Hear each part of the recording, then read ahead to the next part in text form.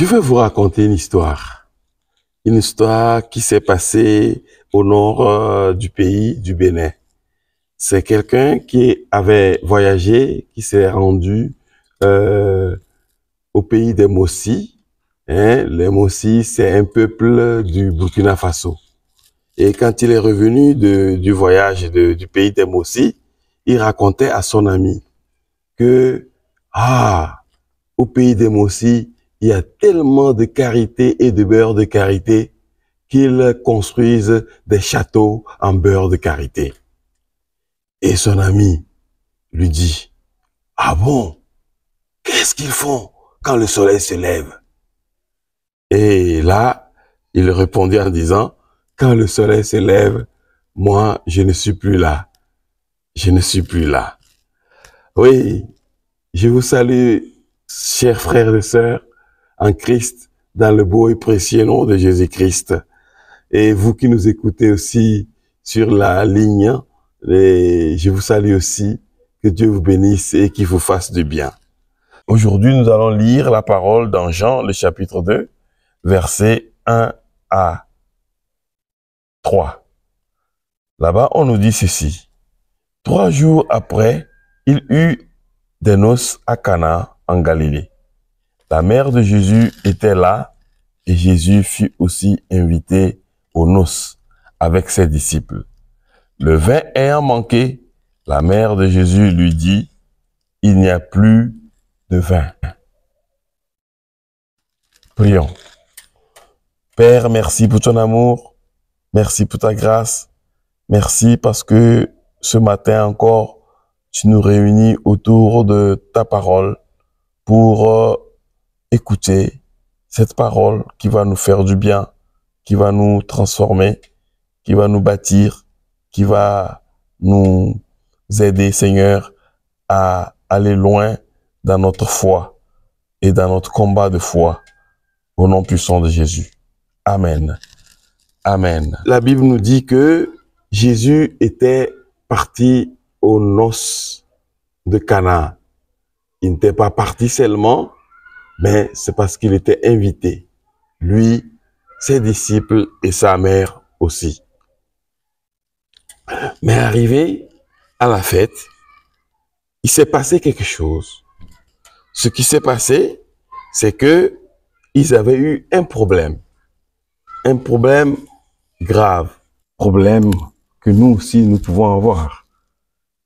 Problème de facture, problème de manger, problème de payer la scolarité de nos enfants, problème de mariage, problème de travail, problème de voisinage, d'amitié, problème de mariage. Ils avaient des problèmes. Et ces problèmes devaient avoir des solutions. Et par la grâce de Dieu, ils avaient invité 2 personnages, Jésus et sa mère. En regardant ce test et en racontant cette histoire de ce test et l'histoire que vous venez d'écouter, je vais vous proposer ce thème. Inviter Jésus. Avant de commencer quelque chose, invitez Jésus. Avant de prendre une décision, invitez Jésus. Avant d'avoir un programme, invitez Jésus. Tout ce que vous allez faire, faites-le en invitant Jésus. Ces mariés avaient invité Jésus et la mère de Jésus. Et les 2 personnages ont joué un rôle important dans ce mariage. Parce que, au moment où il y a eu des problèmes, la mère de Jésus est venue intercéder qu'ils n'ont plus de vin. Et Jésus a entendu. Jésus a entendu.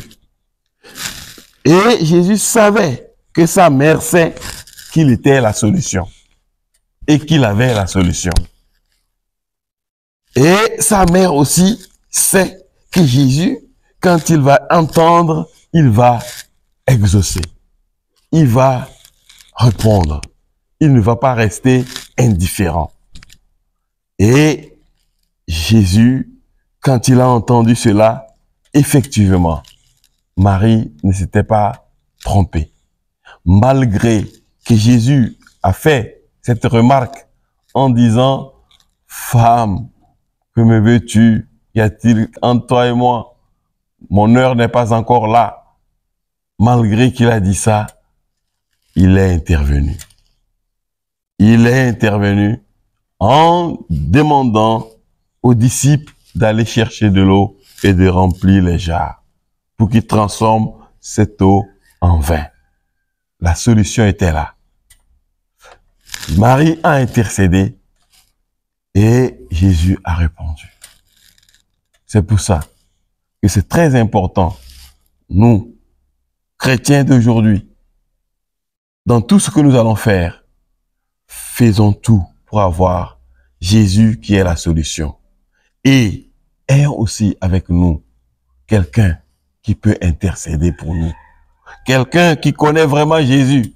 Et quelqu'un qui sait comment dire, qu'est-ce qu'il faut dire à Jésus pour qu'il puisse exaucer. Et comme cela, avoir ces deux personnages dans nos programmes et dans notre vie va nous amener à avoir la victoire, à éviter la défaite, à éviter la honte, à éviter l'échec au nom puissant de Jésus-Christ. C'est pour ça que ce matin, je veux t'inviter à comprendre ce message et à inviter Jésus dans tout ce que tu fais, dans tout ce que tu entreprends, dans tout ce que tu veux composer ou faire.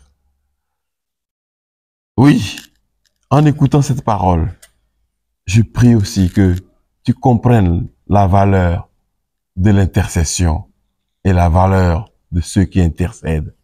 Désormais, si tu entends que quelqu'un intercède, que tu comprennes que cette personne est en train de faire un travail noble, un travail intéressant.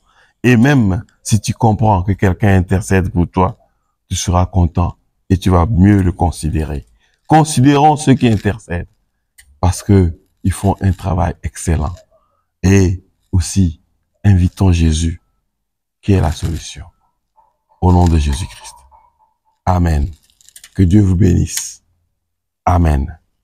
Merci Seigneur parce que tu as amené quelqu'un à comprendre que c'est important d'avoir Jésus dans son camp à tout moment et dans tout ce qu'il fait.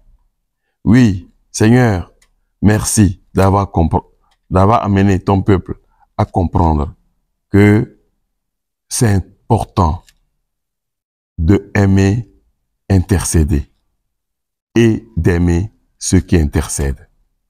Au nom de Jésus. Amen.